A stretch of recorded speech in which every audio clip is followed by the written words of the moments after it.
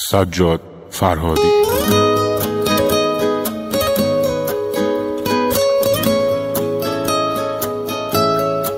زیر رو کردم خیابونا رو دنبالت عزیزم، ندیدم تو را، نکنه رفته باشی از این شهر جلو. چشمام خاطراتت صدات هی تو گوشمه، حسرت هنوز رو لباسایی که میپوشمه.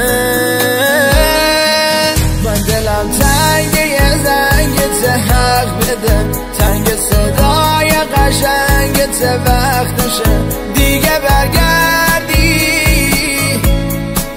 خیلی دیر کردی، خیلی دیر کردی.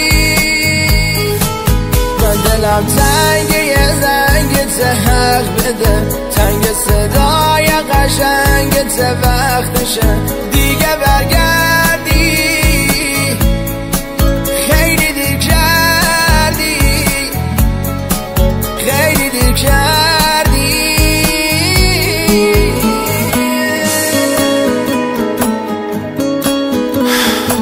قول داده بودی هیچ وقت نمیری، منم قول داده بودم اگه رفتی بمیرم.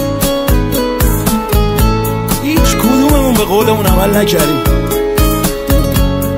ولی خب من بعد از تو دیگه زندگی نکردم.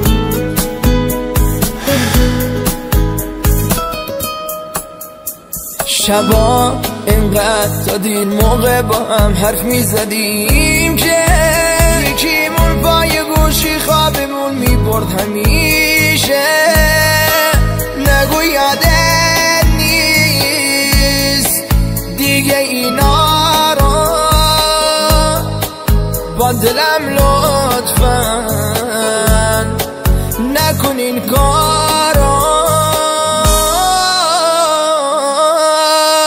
من دلم تنگه یه زنگت حق بده، تنگ صدای قشنگت وقتشه دیگه برگردی. خیلی دیر کردی. من دلم تنگه یه زنگت حق بده، تنگ صدای قشنگت وقتشه دیگه برگردی.